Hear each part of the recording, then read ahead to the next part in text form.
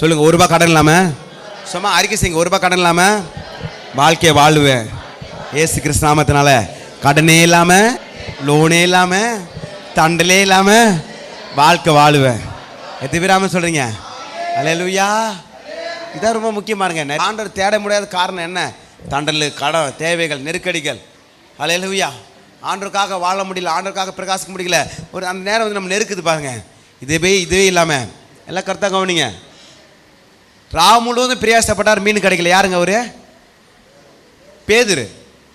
ஆனால் ஆண்டவர் ஊழியத்துக்கு அழைக்கும் போது அவனை தரித்திரன்னு அழைக்கலைங்க. ராவு முழுவதும் பிரயாசப்பட்டு ஒன்றுமே இல்லாதன்னு போயிட்டு பகலில் போயிட்டு வலை போட சொல்கிறாரு. நைட்டில் கிடைக்காத மீன் பகல் அதிகபட்சமாக கிடைக்காது.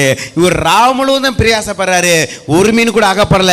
ஐயரே, நீங்கள் சொல்கிற வார்த்தையின் பிரகாரம் மீன் போடுறேன், வலையை கிளியத்தக்கதான பெரிய மீன்களையும் இவர்கள் போட்டு நிரம்பி மற்ற போட்டுகளை எல்லா போட்டுகளை வர வச்சு கர்த்தர் நிரப்பினாருங்க. அல்லேலூயா.